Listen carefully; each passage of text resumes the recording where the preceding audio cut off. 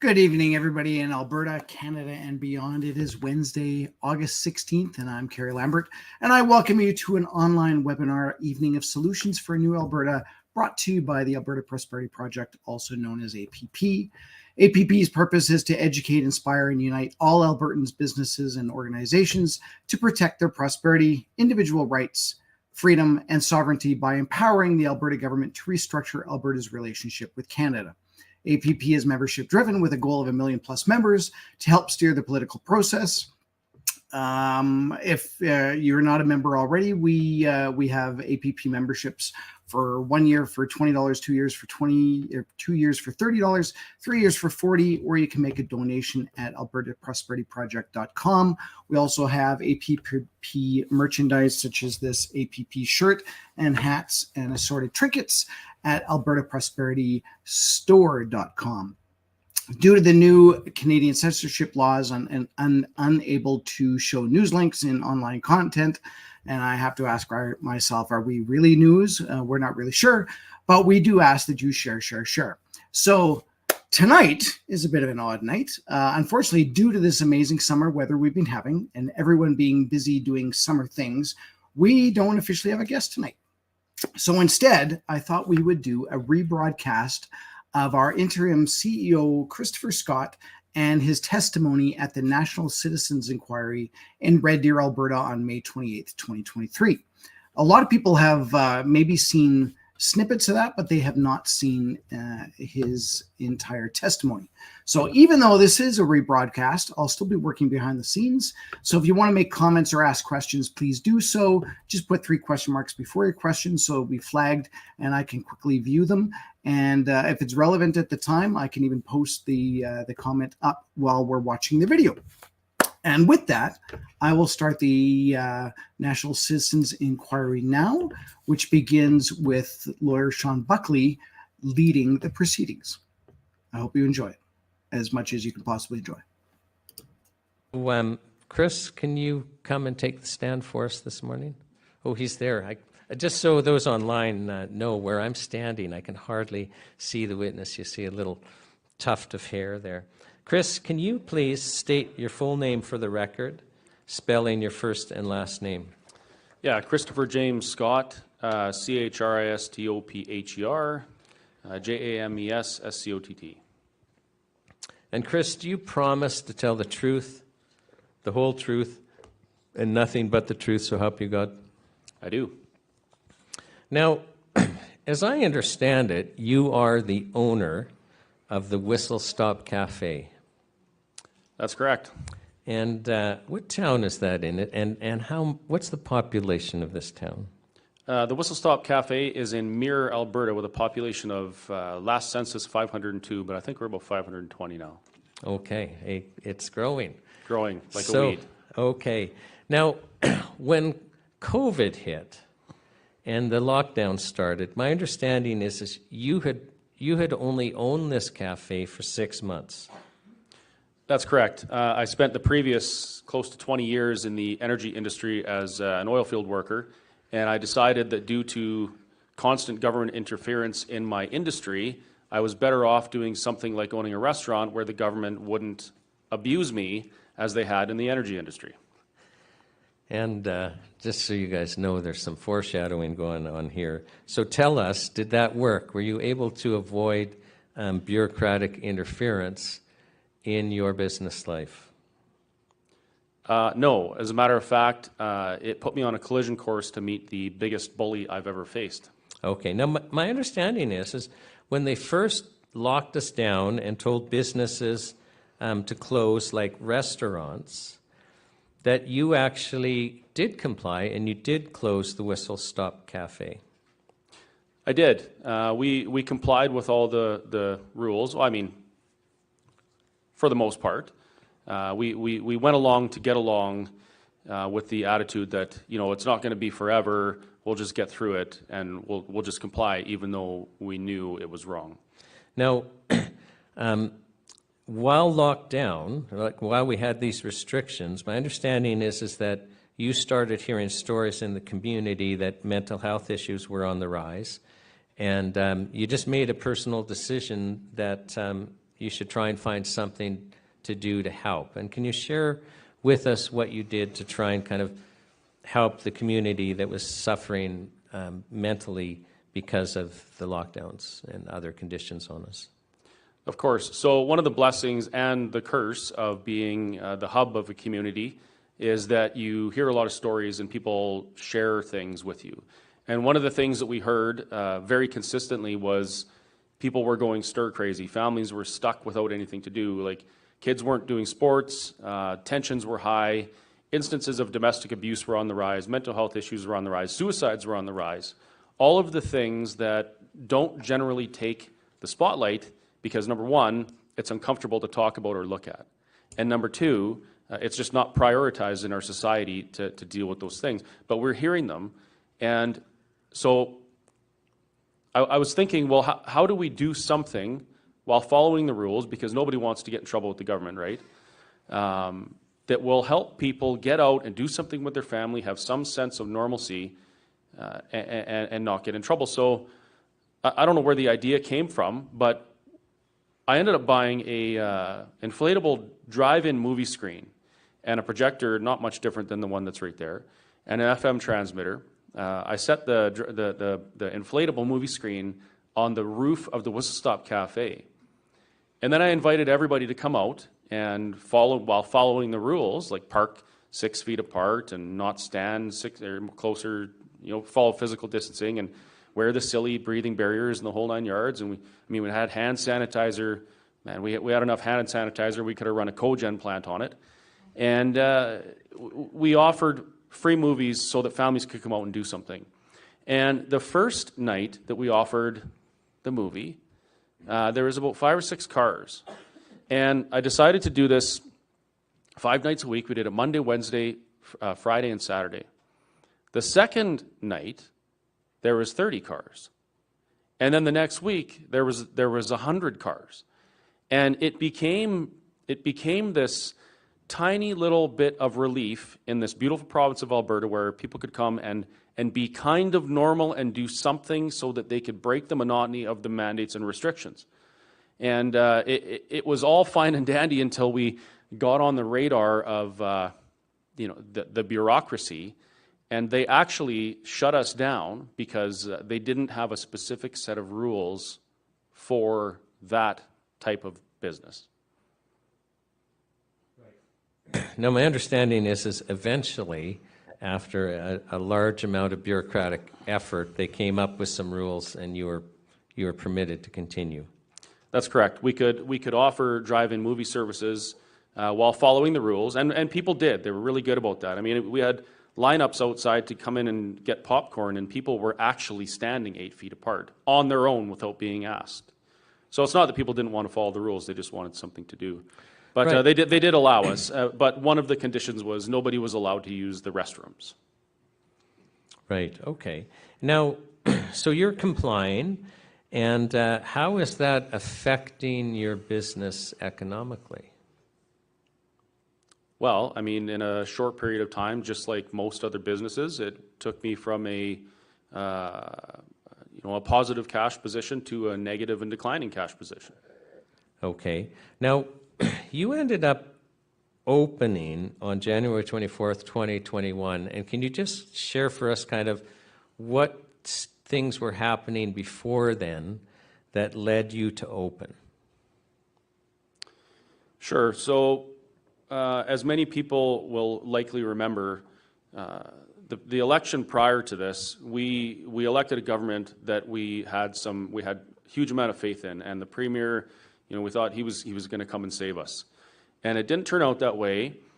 And in December, I watched him actually apologize to businesses for choosing which businesses were essential and which were not, basically choosing who lives and who dies in business, and they said they'd never do it again.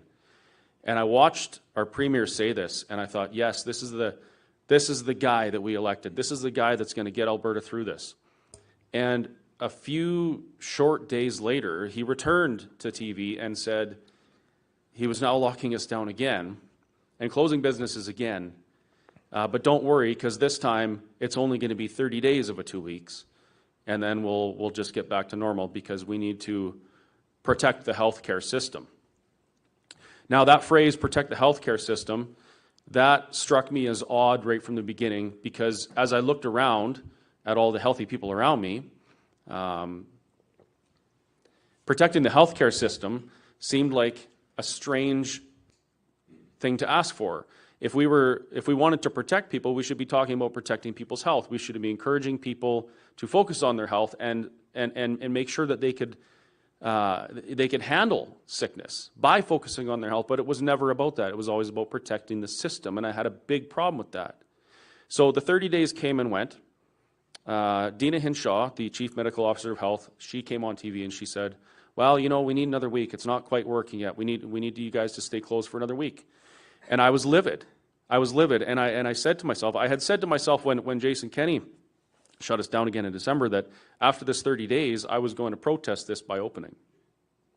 30 days came and went. Another week came and went. And Dina Hinshaw returned to the airwaves and she said, well, we can't let you open yet, and we really have no end in sight. And it was at that moment that I realized that, number one, this was not about protecting people's health. This was not about keeping people safe. It was about control. And if it had been about keeping people safe, the level of incompetence from our government to go on the air and say that they had no idea or no plan, that was not okay with me. And at this point, we heard some devastating stories. What happened to people and their families, businesses were being lost. The damage was unbelievable. And so I decided that I was going to exercise my constitutionally protected charter right to protest. And I opened my restaurant in protest of government policies that were not aligned with what our rights as Canadians are. And that happened on January 24th, 2021. That's correct. So what happened after you opened in protest? Well, I got to say, being the only restaurant in Alberta open, you're very busy. So we had a lot of customers. We ran out of food consistently, but something else happened. So I opened in protest partly because of what was going on around me and what was happening to other people.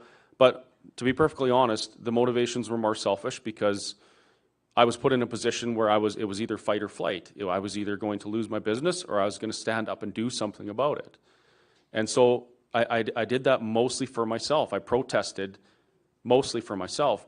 But as people started pouring into the cafe and they saw somebody standing up, they saw somebody protesting these mandates, they started sharing stories with me that it completely changed the way I look at the world, the way I look at the government, and the way I looked at myself. I was forced into a position where I had to accept the fact that if we don't stand up and do something and be an example for other people that also need to stand up, nothing will be fixed. It'll never end. And so, the authority, of course, they dropped the hammer of God on me. Every agency in the province was on me. Daily or every other daily visits from the RCMP and from environmental public health inspectors. Constant threats, constant intimidation. You're going to lose everything. We're going to take your business. We're going to take your food handling permit. You're going to lose your liquor license. You're probably going to lose your house. As a matter of fact, the second time the chief of police, Sergeant Bruce Holliday, the second time he spoke to me, he came with the health inspector, and as the health inspectors left Bruce and I to go find some things to cite me on, which they didn't, Bruce leaned in close and he said to me, I admire you standing up for yourself and I admire what you're trying to do, but you've already made your point, and you should just close and follow the rules because you cannot win against the government.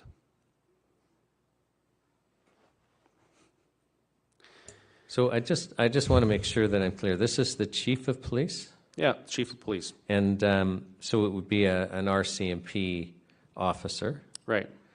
And so the officer actually supports ethically what you're doing, but is communicating to you that as a citizen of Alberta, you don't have a chance of standing up against the government to basically have a right to protest. That's right. And, the ironic thing is he was right. A citizen cannot win against the government. I was put in a position where to fight the government and to stand up for my rights and, after realizing what was happening, the rights of people around me, where the outlook is grim. I mean, you retain a lawyer in this province for something like this, and they want $25,000 from you up front before they even do anything. It costs $10,000 to prepare a piece of paper. And somebody like me, there is no way, I don't have not a snowball's chance in hell that I could stand up and do that on my own. But something amazing happened. A lady by the name of Sheila showed up at the Whistle Stop Cafe, and she's a reporter for Rebel News. And they had a program at the time called Fight the Fines, and they were crowdfunding so that people like me could actually stand up against the government. So with their help, I went from a 100% assured loss to, hey, you know what? We actually have a chance to do something now. Thousands of people, probably millions of people from all over Canada chipped in, and they stood up, and they stood with people like me who were trying to stand up against the government. And all of a sudden, that truth that Sergeant Bruce Holliday had said to me, that you can't win against the government, that truth changed to, you can't win against the government, but we can win against the government. If we stand together and start speaking some truth, and we unify around a truth and move towards doing what's right, we can actually win against the government, because that's the one thing that stands the test of time, is truth. And the truth is that what was done to us was wrong. The bureaucracy that did what they did to us did it in error. For whatever reason, it doesn't matter why they did it, but it was an incorrect path. And we're seeing that now. I mean, we've heard testimony from everybody from Lieutenant Colonel David Redmond, who wrote the plan to how to deal with this and watched it thrown out the window in lieu of following Dina Hinshaw and Cabinet's advice. We heard from him. We've heard from people that have been devastated by this, to the point where they've lost family members to suicide because they couldn't see any hope in continuing on in this country, in this free country, with free health care, where if you have a mental health issue, you should be able to phone a doctor and get some help before you fix it yourself by ending your own life. But we lost those things because the bureaucrats failed to uphold our civil liberties, our rights and freedoms that are guaranteed to us under the Constitution. And now, as I hear people testifying at the NCI, and I hear, these are stories that I've been hearing for 2 years, as people flooded into the cafe. It wasn't just a cafe and a gas station and a dusty little town anymore. It became this place where people, they went to because it was a symbol of freedom and hope, because somebody was doing something. Now, Chris, it's my understanding that not only people from Alberta came to the Whistle Stop Cafe because it was this signal of hope, it was this little beacon of light in the darkness, but actually people came from other provinces to the Whistle. Can you share with us that? Because that, I think it's important to understand that just you taking a step created hope. Yeah, we've had people from all over the country show up there. There was people driving 8 or 12 hours to come and have a burger at the Whistle Stop Cafe because they believed in what we're doing. And it wasn't what I was doing. I mean, this was a conscious decision that I made after speaking with my family and my friends and my staff. It was never just me. If it was just me, I would have fallen flat on my face a week after it happened. This was a we thing. It was dozens of people, hundreds of people even volunteering to help through the physical parts of it. And, thousands and thousands of people helping with the financial part. It was never a me. It's never going to be a me. It's a we thing. And that's why I think it's so important that people pay attention to what's going on here. If I can just even focus, because I just think you're saying something here that is tremendously important, and before we just kind of move on, because you even just going back to you buying that inflatable drive-in screen and holding those drive-ins, and you explained how maybe there were 5 cars the first time, and then more and more, and all of a sudden it's an event because it gave people something to do, and it would have helped with mental health. That was an example, Chris, of you doing something, just deciding to do something. Do you see? And I'm just making a point of this because you said an example of how you can make a difference. Like, it's not just you, but other people could make a difference if you just go, wait a second, we have a problem here. What can I do? And you came up with this creative idea. And you pointed out Rebel News that had made this decision. We've got to have crowdfunding so that people have an opportunity to stand together against the government because, as you pointed out, it can't be done alone. And I think we're all very proud of Rebel News for doing that, but they made that decision to do that. And then you and your team made a decision, no, we're going to protest because we have to. And you're just giving us examples that I'm just emphasizing because small groups of people making decisions make a difference. And I think there will be a lot of people participating in your testimony today that heard about the Whistle Stop Cafe, and it gave them a little glimmer of hope that somebody was standing up while the rest of us were all cowering in fear. And so I just wanted to emphasize that you making a decision, because it's the point you're making now, isn't it? Is just people making a decision can make a difference. Yeah, and as much as it pains me to do so, I can steal a quote from Hillary Clinton and say we're stronger together. And I'm not talking about what she was talking about. When it comes to stuff like this, we are absolutely stronger together.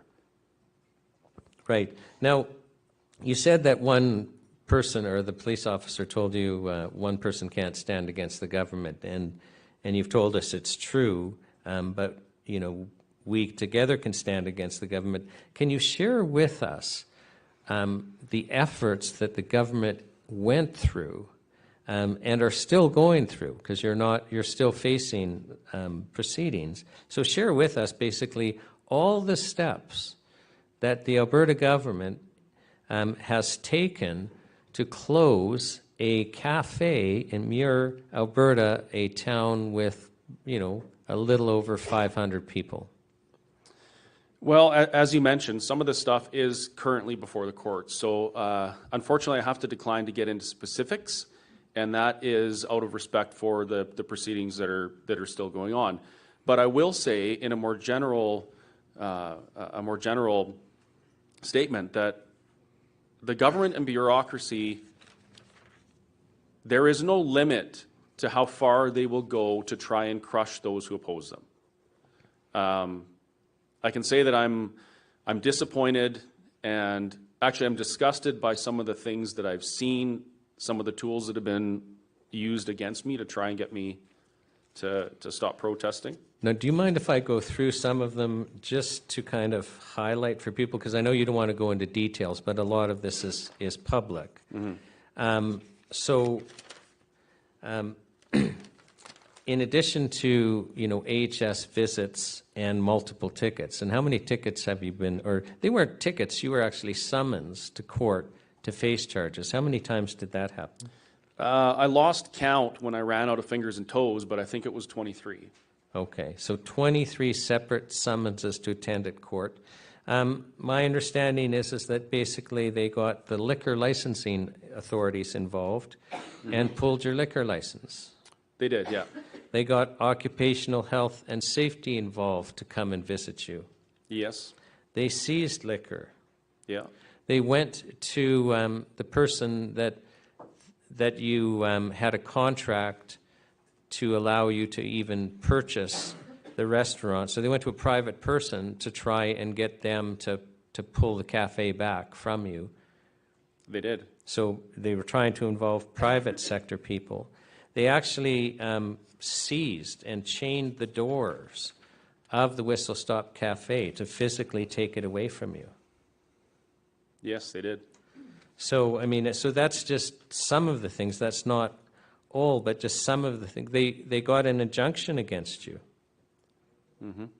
Can you, it is public, I think you can share with us the terms of the injunction, and Jane and John Doe. Oh, of course. So the what's commonly known as the Rook Order was an injunction sought by Alberta Health Services against me, Glenn Carrott, the previous owner of the Whistle Stop and the Whistle Stop Corporation, in addition to John and Jane Doe in Alberta. And the Rook Order basically said that it was declared illegal to attend, organize, incite, or promote any illegal gatherings. Right. So, but because John and Jane Doe were included, that applied to every single resident of Alberta. It did, yes. Yeah. And that part of it was challenged in the courts, and it was challenged successfully, and that was removed. But the named individuals are still on there. Now, as a Canadian and as an Albertan, I still believe in the Constitution. I believe in the Charter of Rights. I don't think it's perfect, but I think it was well intended. And as written, I think it should protect us. And I stood on that. And I will always stand on the fact that my right to protest is literally my only recourse against government policy that I disagree with, aside from getting into politics and doing it myself. But that's my only recourse. And that should never be taken away from me. So I engaged in a protest. As a matter of fact, I advertised it as the biggest protest Alberta's ever seen. It didn't turn out that way because the weather didn't cooperate. But there was a couple thousand people there. And I was arrested and incarcerated for exercising my charter right to protest bad government policy. And my understanding is you spent 3 days in jail. I spent 3 days in jail. I was subject to sanctions of $30,000 in fines, 18 months of probation, a compelled speech portion where the courts they ordered me to tell people what the government wanted them to hear before I spoke, and I wasn't allowed to leave the province of Alberta. So I want to make sure that people actually understand this compelled speech part of your sentence. So when you're sentenced, in addition to $30,000 and time served, and I also understand you were put on 1.5 years of probation, but you were ordered to write text that the court gave you publicly. So you were to make a public statement and basically read what the court told you to read. So not only did you not have freedom of speech, you were compelled to give a speech that the court dictated to you. That's correct.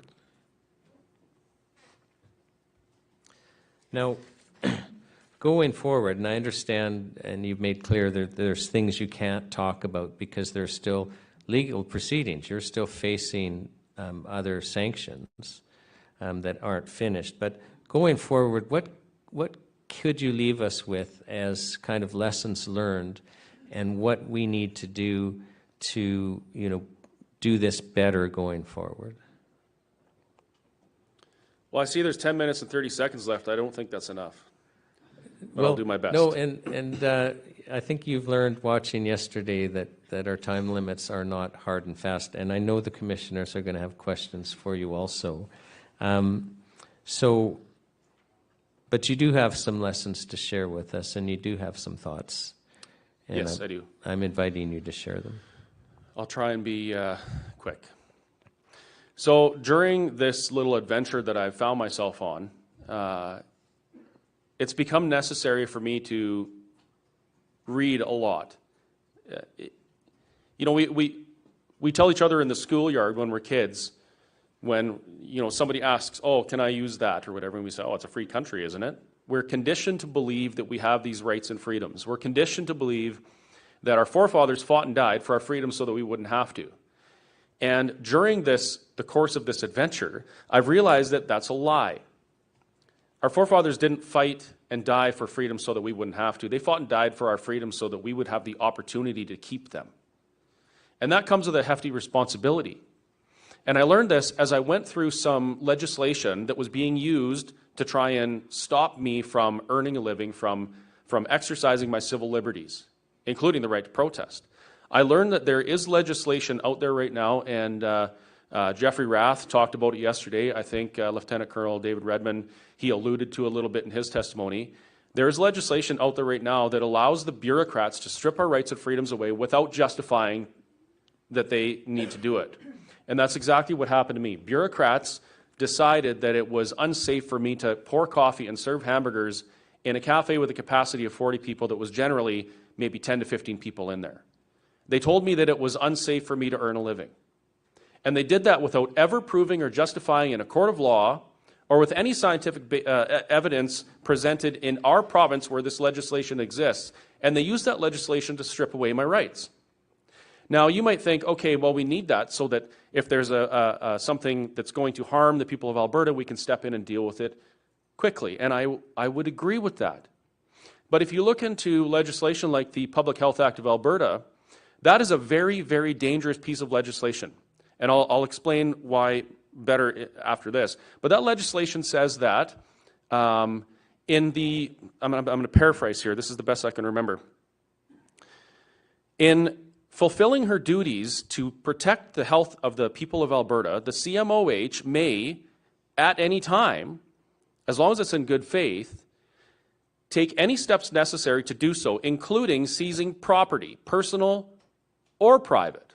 That means if the CMOH or anyone acting under her orders to promote the health and safety of the people in Alberta, if they think that your house needs to be seized and used as a vaccination clinic, they can do that. They can do it under the law, and you have no recourse except for to pay a lawyer $50,000 or $100,000 and go to court and 2 or 3 or 10 years down the road prove that they shouldn't have done it. That's what that legislation allows. The wording is very specific in public or private. Your private property is not off limits. As a matter of fact, we saw that during the pandemic. We saw people reporting their neighbors for having their grandkids over for Christmas dinner on private property.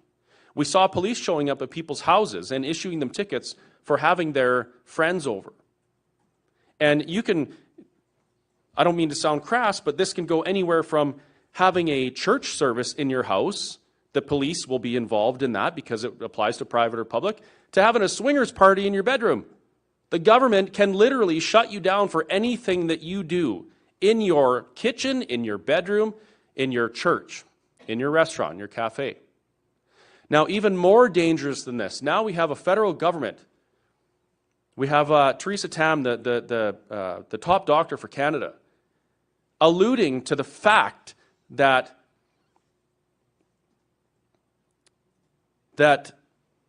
climate change is one of the most serious risks to health. Now, if climate change is a serious risk to health, and our health authority can take any steps necessary, any steps they think is reasonable, as Jeff Rath pointed out yesterday, in order to combat these things for our health, what does that tell you about what the federal government can do going forward? The federal government has said that, in their opinion, capitalism and liberties need to be dismantled for our health. And there's legislation that allows our provincial governments to do almost anything they want to us in the name of public health. Where does that put us as Canadians? There's another piece of legislation that can be used in the same manner, and Jeff talked about it yesterday, and that's the Civil Emergency Measures Act, I think it's called. Our government and our bureaucrats have unlimited power against us. And even worse than that, the judiciary that's supposed to protect us against these things has failed, because that judiciary defers to those who are doing these things to us as the experts to justify their actions. The onus is on me to prove that my actions were justified in pouring a cup of coffee in my restaurant. And if I can't prove that, if I can't prove my innocence, I'll be fined into oblivion or maybe jailed. Right now we have 4 men who are jailed. They've been jailed for over 450 days. They haven't had a trial. They haven't had their day in court. They're innocent, and yet they sit in jail because they spoke against the government. They stood up for their rights. They're in jail because bureaucrats have decided that their civil liberties need to be removed to protect the bureaucracy. And this is the free country we live in. This is the free country of Canada, where Polish immigrants testify under oath and say that they're thinking of leaving this free country that they fled their home to because they want freedom. Well, I need to ask you folks, where are you going to flee to? Because I've thought about it. Where are we going to go as Canadians in the freest country on earth? Where are we going to go when our freedoms and our liberties and our rights and they get stripped away from us to the point where we need to flee to live our lives as we choose? There is nowhere else to go. Not one place on this planet. There might be places warmer where we can escape this for some time, but unfortunately, these things catch up. And Sean, he asked how George Orwell knew in 1949 how these things would happen, how it could be so prophetic, these books that he wrote. Animal Farm, where the animals looked in the window and they couldn't tell the difference anymore between the pigs and the humans. The bureaucracy had, those who were standing up for them became the bureaucracy they're fighting against. How did George Orwell know that? George Orwell was a democratic socialist. And he knew where that led because he also liked history. And the one thing I've learned, aside from we don't live in freedom, we're only free when the government says we are, the one thing I've learned is that history will repeat itself over and over and over again. And we are no more enlightened today than we were 5,000 years ago. We still are subject to the same thing: greed, lust, gluttony, all those things. The same things have been used to control us for thousands of years. And you know what the number one thing is? Fear. Number two is hunger. Civilizations all over the world have fallen to tyranny because of fear and hunger. And that's where we're at right now. I'm hungry for freedom. I'm hungry to live my life as I was intended, to exercise my God-given rights that no government gives me. And the only thing I fear is the apathy that I see in Canadians and the media, the apathy and the fear that prevents them from taking a stand and doing something to prevent the things that have happened in history from happening again. And that brings up another point. We have to stop looking around and looking for someone to save us. Nobody is coming to save you. I'm not going to save you. Danielle Smith isn't going to save you. No politician's going to save you. The only person that's going to save you is you. So before you start condemning a politician or asking someone to do something for you, you need to look in the mirror and ask yourself what you're willing to do to protect your rights and freedoms, what you're willing to do to ensure that the lives that were lost to gain you the freedom that you have today remains for your kids. What are you willing to do? Are you willing to put $10 in a jar? That's great. Are you willing to put your business on the line? Amazing. Are you willing to support those who are taking a stand so that they can continue to do it? Do it. Do something. Do anything. Because as you heard yesterday from somebody who has lived it, there will come a day. There will come a day when you either look back and you say, I wish I did something, or you look back and you celebrate the decision you made to do the work to ensure that the rights and freedoms that we're born with remain with us and remain with our kids. It's not about a restaurant. It's not about coffee. It's not even about a passport to go in a restaurant and have lunch. It's about standing up for what humanity is supposed to be. So we got some pretty difficult choices. And I really hope that this inquiry, I really hope that people pay attention to it and they start to think about these things, because, you know, with what we hear coming from the federal government right now and knowing what legislation is there that can be used to accomplish what they want to do, I really think we're in the end game. I think those are very apposite words that you're sharing with us. I'm going to ask the commissioners if they have any questions of you.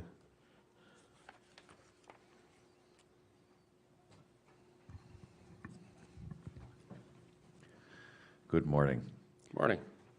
Can you tell me how you were treated by the mainstream media or the government media in Canada? Did you get a fair and balanced analysis of what you were doing? Early on, I would say that it was more balanced and fair than I anticipated. But after a little while, I mean, They're like a pack of wild dogs, and they feed off each other. So I'm a rebel and a scofflaw. This is sarcasm, by the way. I've been called a rebel and a scofflaw and an anti-vaxxer and an anti-masker. And the media has framed me as someone that just doesn't care about the rules. They've made the public believe that, oh, well, I wouldn't force people to provide papers to eat a hamburger, so obviously I must allow rats in the kitchen. Well, sorry, folks, but the only rats in Alberta are the ones that called their neighbor, that called the cops on their neighbors over Christmas. You know, like the media was... There are some good folks in the media. Even there's a CTV news reporter that I actually would call a friend. And he's on side about a lot of this stuff. But unfortunately, speaking up and doing the right thing in those institutions it's a death sentence for your career. So we can't count on them. How were you treated by the alternative media in Canada?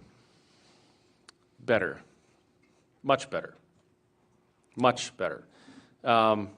Sheila Gunn Reid spent, a week at the Whistle Stop Cafe, sitting on the floor, doing the rest of her work in the corner while the police badgered people.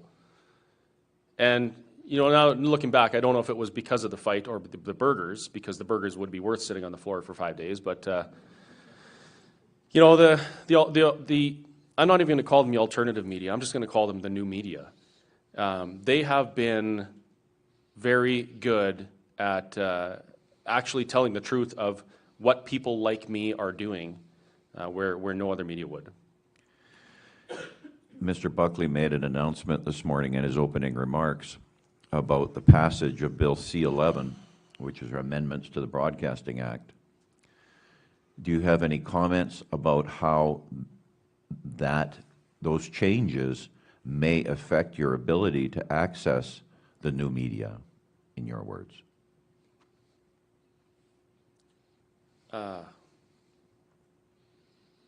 Well, this is one of the things where time will tell. I mean, they say that they're not going to use this piece of legislation to silence media, but I don't believe it for 1 second. I mean, all you got to do is turn on the radio and you hear the woke mob saying whatever they want, but you don't hear any conservative voices. And it's not supposed to be that way. The legislation was supposed to protect Canadian content. And I was taught that as a kid. I remember going through that part of class and learning about how Canada protects Canadian music and the CRTC is so great and all this, that kind of thing, right? I think it might prove to make it more difficult to access that online. But one thing people have to remember is online isn't the only thing we have. The one thing that we lost over the last 3 years is the ability to gather in peaceful assembly. We still have that ability. And Bill C-11 may just mean that we have to do more things like hold more events and have more backyard barbecues and get rid of that silly idea that it's impolite to talk about politics or religion. You know, the two things that politics affects everything in our life from before we're born to after we die. Every single step of the way is politics. Religion affects everything else in our eternal lives, the two most important things in our lives. And yet it's considered impolite to talk about it. So if we break down that stigma and start peacefully assembling and having conversations again, we have the ability to share ideas similar to what they did in Poland with the Solidarity movement. I mean, it was all in people's houses and backyards. As a matter of fact, one of my great-great-grandfather, he was one of the men who burned his guns.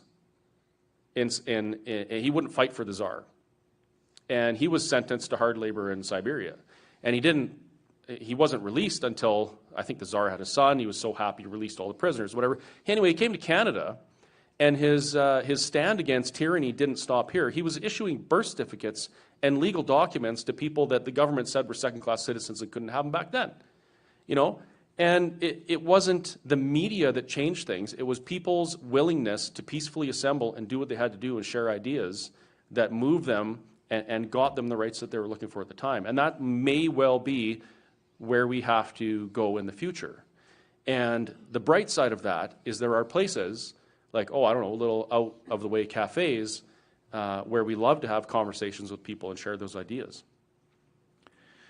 You mentioned in your testimony that you were arrested and that you were detained for I think it was 3.5 days. Right. Did they handcuff you when they arrested you? Of course. Can you describe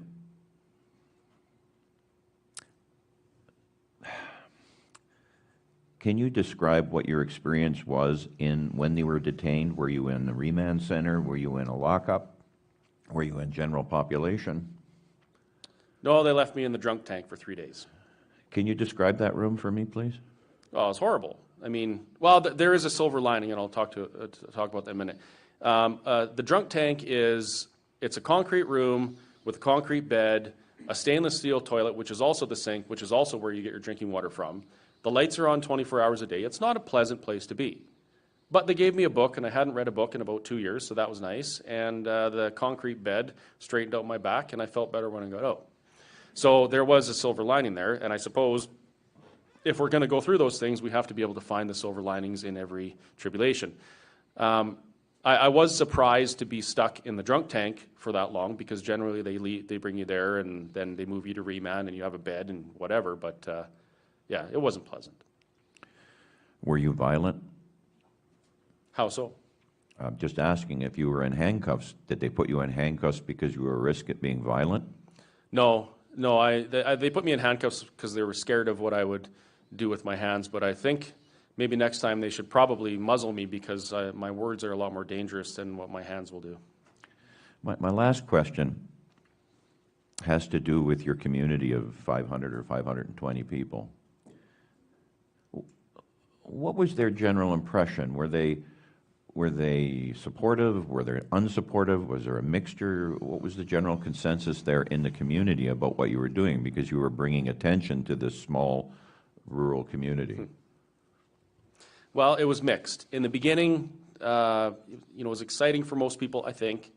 There were, of course, those who had completely succumbed to fear, and they saw me as a vector of disease that had to be avoided at all costs because of what they were being told. In the end, after the dust settled, I think the community is probably split 50-50. Half seem to be supportive and agree with the position I took, and half don't. And probably the line there is the same as it would be provincially or nationally. Like we're divided, right? And we've been told that, we heard things like, this is a problem of the unvaccinated. Lieutenant Colonel David Redmond, he mentioned yesterday that the leadership in this province and in this country, they did things that they should never do. They used fear as a tactic. And that fear has caused the division that we're seeing in towns like mine and in the province of Alberta and across the nation. I'm sorry, that was going to be my last question, but you mentioned terms and attitudes toward you which were quite hateful. What was the source of that? Why did people think that? Why were they, in your opinion, what was feeding that in people? In my very humble opinion, because I'm not a psychiatrist, there's a lot of reasons why people would not like me. Number one, I'm not likable. Number two, during this whole thing, a lot of people stood up and they supported me. As a matter of fact, they supported me to the point where they helped me purchase the restaurant to remove the mechanism Alberta Health Services was trying to use to force me to stop protesting. They helped me buy it so that person was out of the equation. Some people didn't like that. They see me getting something that they don't believe I deserve, and they hate me for it. Other people legitimately believe the narrative in that I should have just followed the rules and done everything and protected everybody and forced people to take a job they didn't want, to eat a hamburger in my restaurant, which I wouldn't do, by the way. My restaurant was open by then, and we were serving food again. I got my licenses back, and the government decided they were going to bring in that Vax passport. I shut down my dining room because I was under bail conditions that said I had to follow the public health orders. And I wouldn't do it. I would never ask somebody for their papers so that I could pour them a coffee. So I had to shut down my restaurant for that. And, there are people, they don't understand that. Some people saw that as an inconvenience. Oh, Chris, why wouldn't you just allow me to show you my Vax passport so I can have a coffee here? And the answer is because it's not right. Why would you not follow this part of the rules. You can be open, just only serve this select group of elite people that did what the government want, because it's not right. I'm not going to put my ability or potential to earn money over my principles like that. And people didn't understand that. And so, they hate me for it. As a matter of fact, my friend Carrie over there and I, we of all the things that could have happened to a guy that owns the Whistle Stop Cafe, we got hit by a train. Can you believe that? We got hit by a train. And on social media, the outpouring of concern was amazing. Like, it was just, people were legitimately concerned for us and asking all the time how we're doing. But there were some people that said things like, I was so happy when I heard that. It's such a shame that you two freedomers didn't die. And that hit me like a freight train. That the idea that in this country, where we're supposed to be free to disagree on certain issues, and our leadership is supposed to foster good relations between us, right? They're not supposed to divide us with fear. That we've come to a point where one side actually wants the other side to die because they don't have the same opinions. And it's no different in my town. Thank you.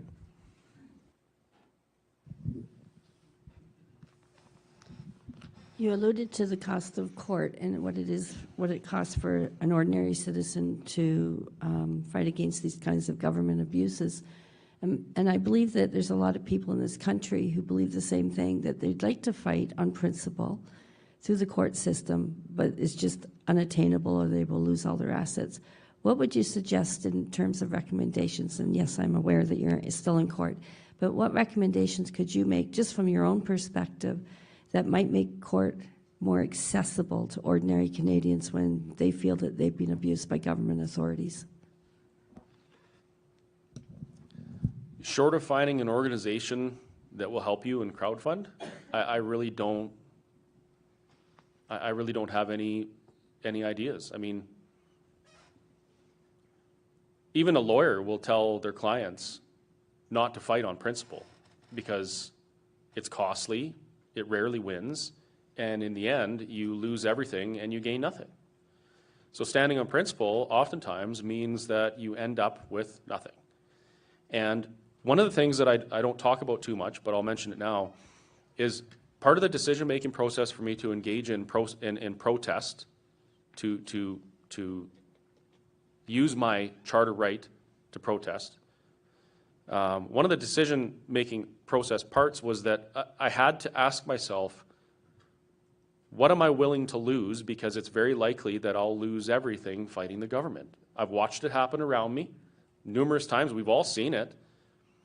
And if you don't make peace with the reality that you will very likely lose the things that you find that you hold dear, like your property, for instance, you can't take on that kind of fight. So I had to very quickly have an internal conversation with myself and accept the fact that I would very likely lose the things that I'd worked my life for. So, short of doing that and being okay with the negative outcome in that regard, and finding an organization that will help you with legal costs, there's really nothing else you can do that I'm aware of. Thank you very much.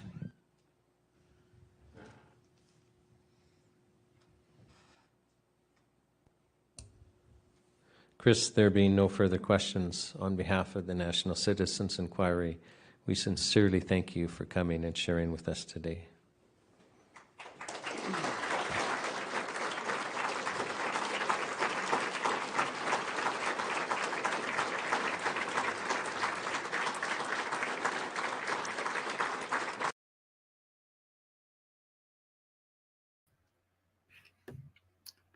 Well, what do you say after watching all of that?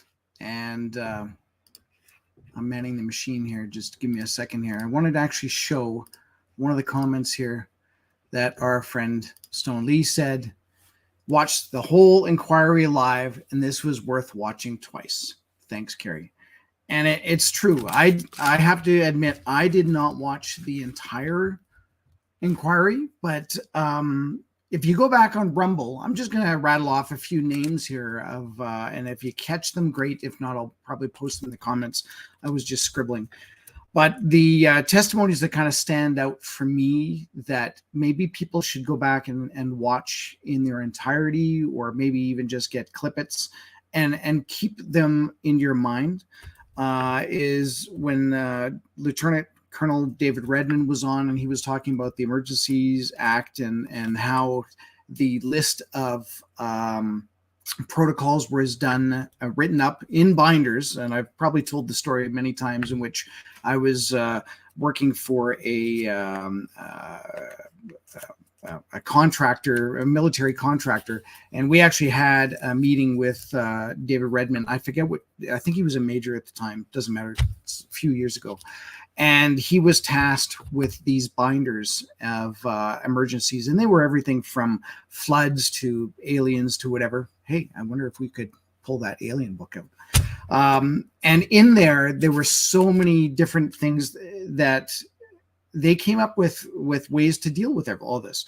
And of course, David Redmond basically said, in a nutshell, is to isolate the people that were most at risk, and the rest of the world continues on.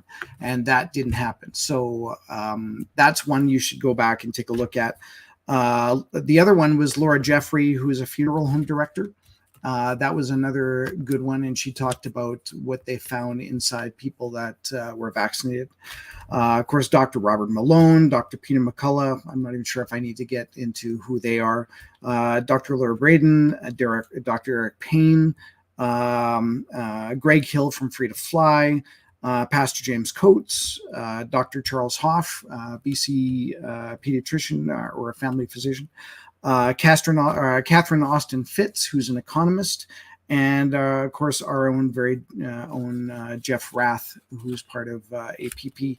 They all had excellent testimonies, and again, I would recommend that if you can and have the time to do it, unless I happen to force it on you and say you got to listen to this. And honestly, I am so thankful that we had over 200 people watching today. Like, I really thought, you know what, this is like watching reruns.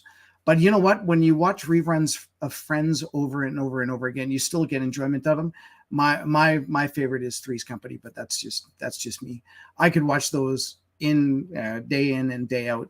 But when you're watching something as compelling as Chris's testimony or anybody else's, it's good to be reminded of exactly what they said and when they said it. So I just wanted to bring that up.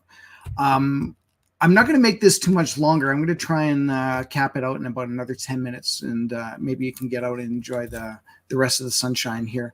But there were a handful of questions and comments that I thought I would bring up here. Right away, there was, have you heard how Sheila Annette Lewis is doing? And so while we were doing that, actually, I'm going to add this onto the screen here. Oh boy, I should have had this set up. That's okay. I'll do it right now.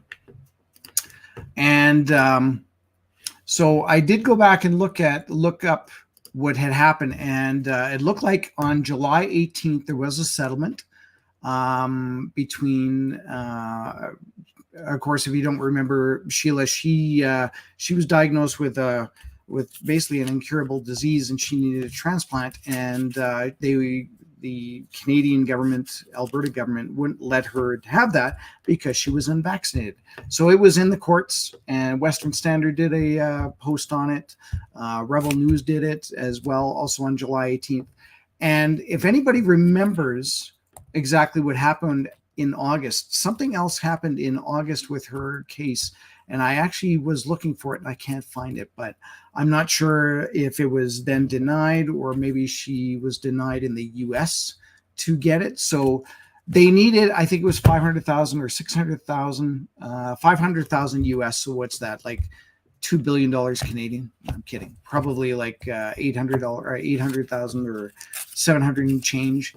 And I went back and saw that they actually had a couple of fundraising kind of give, send, go. This one's fundraiser, 7,800.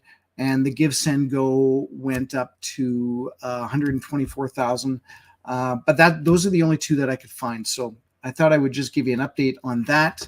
And if anybody else knows any more, that would be great to let me know. And let's close this again. And I'm just going to show them in order of the conversation, because I think that's important. I thought we were supposed to be the government, and politicians worked for us. I'm so disappointed in the lawyers who didn't stand up. I have to agree with you. Even some of the lawyers that I've talked to, they do seem to be in it for themselves. And I'm not going to really get into a lot of other conversation about that, because there are certain lawyers that I know that are working on certain things. And all I can say is that, yeah, we the people, we should be the government, and we are the ones that should be holding the government accountable. So if you don't have your local MLA or your MP or your city councillor on speed dial, I would suggest that you do. Make them annoyed with you. And I've probably told the story a few times about my local MLA, who used to be Jason Luan, and how much I despised him and didn't have very good conversations with him. And in the end, he was voted out. So there's kind of a win, but it was brought in through the MLA that replaced him is with the NDP. So, you gotta weigh how all that works out. So, next up, I loved how when you had to read that insane rhetoric before speaking, everyone made so much noise it drowned it out. So I tried to paste it into the comments, and it looked like it broke apart, but I wanted to give you the actual speech in which Chris would have to say, and let's see if I can make this just a little bit bigger for you guys. So basically, whenever Chris had to go and speak in a public setting, whether or not it was a protest, although he couldn't really go to a protest, but in a public setting, he had to say, this is Chris, I am also aware that the views I am expressing to you on this occasion may not be views held by the majority of medical experts in Alberta. While I may disagree with them, I can't even read the rest of this. It's just utter garbage. So what we ended up doing is we ended up chanting and screaming at the top of our lungs, so that Chris, even though he was speaking into a microphone and talking like this loud, nobody could hear him. And then at the end, he would kind of put up his hands, and that was it. I really only saw him do that maybe 5 or 6 times before that was dropped. But it just goes to show the sheer ridiculousness of all of this going on at the time. So I wanted to show that. Next up here, Gail says, I stood behind Chris 100%. I donated what I could afford. I am a senior, but still work 7 days a week and could not visit the cafe, although I very much wanted to. God bless Chris Scott. Gail, if you can you send me a private message? And I'm going to just put my email up on here. Can you send me a private message to carrie@whistletoptruckstop.ca? I've got a little bit of a surprise for you. So that's all I'm going to say about that right at the time. And we will talk a little bit more about that after. So thank you again, Gail. Make sure that she has time to write that down. Carrie@whistletoptruckstop.ca. Now I will continue on. Brenda says, we were brainwashed in school to believe that we were the government with employees basically working for us. Then we found out during this time how twisted around it all is. I'm old and I remember. I'm old and I remember too. And exactly. This is what the school system is telling us. And this is what the school system is telling our current kids that are in there. And they are also telling them a whole bunch of other stuff. Stuff that I am not happy with. But because it's being told by authority, the kids are believing it. So again, I've already said, make sure you got your MLA or MP on speed dial. Maybe get your school trustee or your school principal as well. And a lot, it's funny how life goes on, because I've got 2 daughters. You know, they went to elementary, middle school, and high school. Bang, they were done in 12 years. well, actually, I guess in total span it's 14 years because there's 2 years difference apart. That is the only part that I really knew what was going on in school. And even with that, I'm not even sure if I actually knew what was going on in school. After that, not a clue. And now I've got daughters that are in university. And again, it's not like they call me up and say, guess what I learned in university? Although my younger daughter is very proud. She's going in for dentistry. So she sends me pictures of all the teeth and stuff that she works on. But she doesn't really talk about the politics that are going on in there. And because they're adults and they basically just, professors know exactly what they're talking about. So I'm just going to say yes and nod my head. And that is wrong. And if anything, in schools, we should be questioning what is being told to us. And how hard would it be to just say, well, I question that. And then chances are, if you're questioning that, you got to go back to the principal's office or you got to go to the dean's office. I don't even know if that would actually happen in university, but I think that's something that we should be looking at is definitely what's going on in school. And actually, we're going to have a fine lady. Her name is Tasha Fishman, and she runs a website called Unschooling Our Kids. She's going to be on our webinar in September. I believe it's September 13th, but we're going to try and organize this better in September and October and actually give you a list of people who are going to be coming in and talking. So I think that would be a good one for you guys to be watching. And Brenda also said, I had someone from Venezuela ask why we can't see what's coming. So if you're not up on Venezuela, Venezuela was one of the most richest, prosperous places on the planet, and then until it wasn't. And it's basically the whole idea behind communism and what happened with resources and who ended up owning them and what ended up happening to the money. The currency there was basically worthless.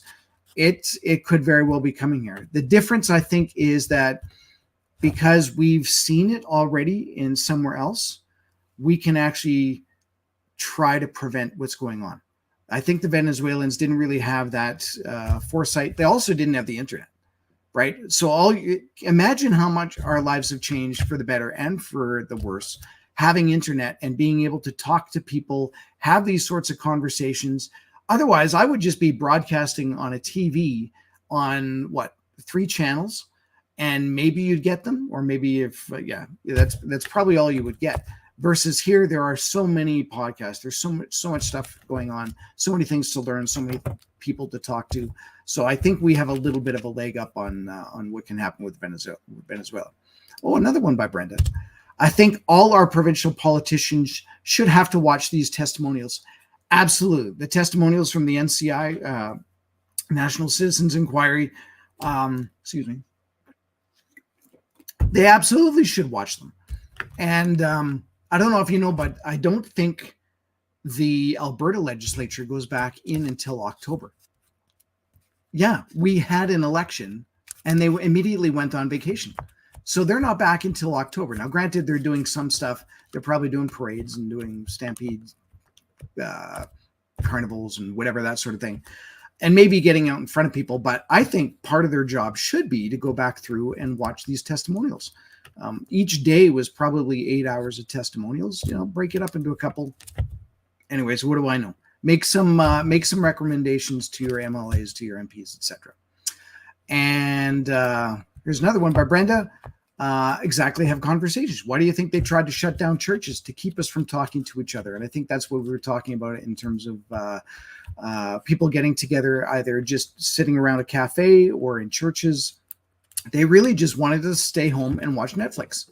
So maybe we should have all bought Netflix stock at the time. I missed that opportunity.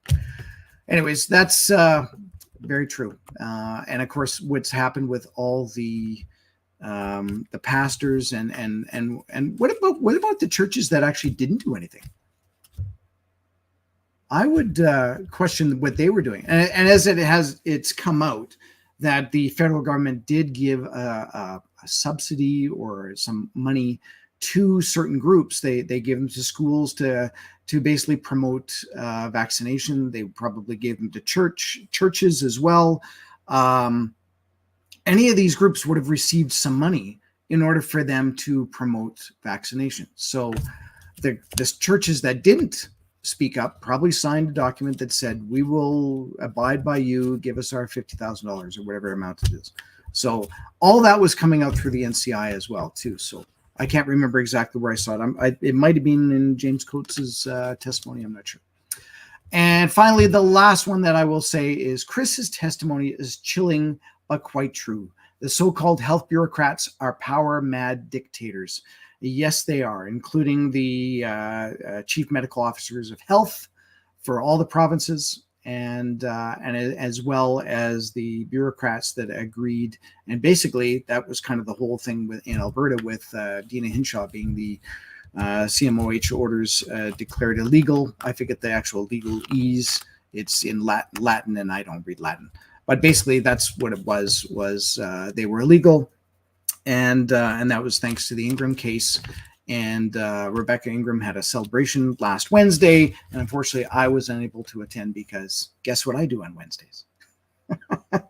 I try to educate you guys. So, yes. So sadly, I was unable to do that. But I will be seeing Rebecca and the group of friends that I made through her and around her very, very soon. So hopefully that will be coming up. And with that, I think that's all I need to say. We do this every Wednesday. There are some other comments. Sorry, for whatever reason, when I'm actually looking through this, the comments all come in at once when I'm opening up another window. So there you go. What will happen to Dina Hinshaw?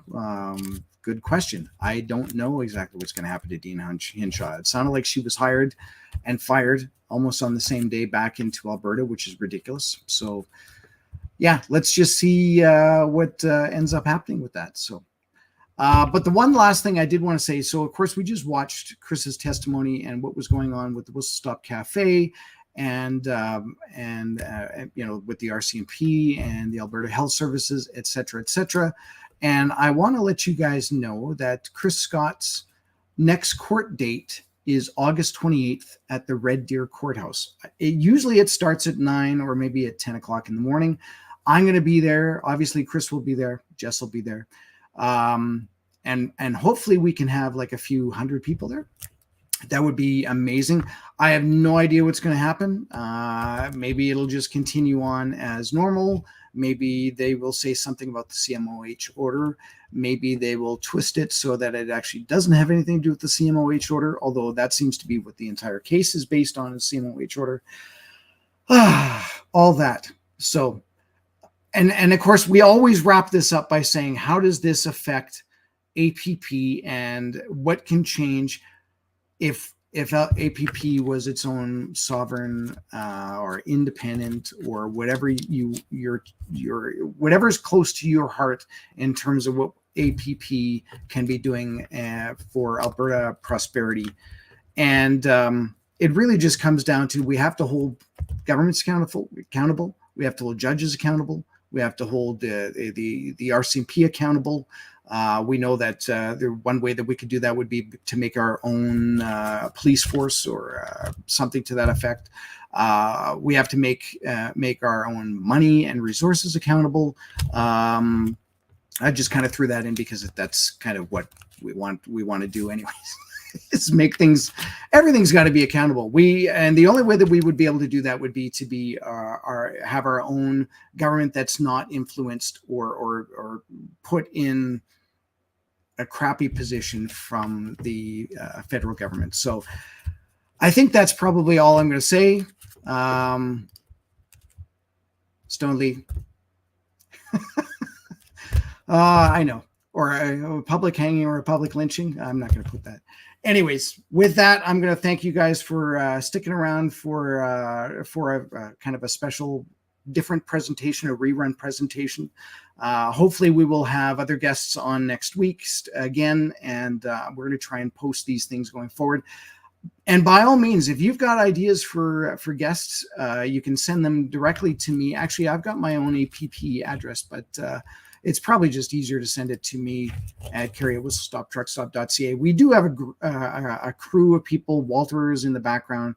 He helps basically everything that you can't see in terms of this, he's doing in the background. So it's great to have Walter involved.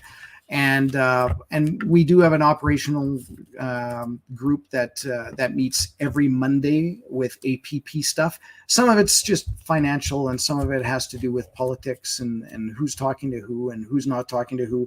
But we also want to have chapter events. We want to have big events. We need volunteers for that. So again, ask yourself how to get involved. And here's the plug we always do. Get together, working together for Alberta's freedom and prosperity. Go to the albertaprosperityproject.com and get involved that way. Otherwise, send me a message, and because I don't get any email at all. Oh, I get email. That's all good. And with that, I wish you guys an amazing Wednesday night. Last comments here. Yes, there you go. Most questions that have been asked about APP is more along the lines of everyday life questions, education, healthcare, and I refer them to the site. There is good. And last one is, has there been any other discussions with Daniel Smith? Not quite sure where that's alluding to. Discussions in terms of, Kevin, just send me a message. Maybe we can talk about that. I don't think there's anything. I don't think there has been any other discussions. I don't think Dr. Modry's talked to Danielle. I don't think Chris has talked to Danielle. Certainly not over the summer. I was actually hoping to see her at the Strathmore Stampede, but I never did get a chance to see that. So there you go. With that, I'm going to wish you guys an amazing Wednesday night, and I'm going to do this little webinar countdown again. And good night, everybody.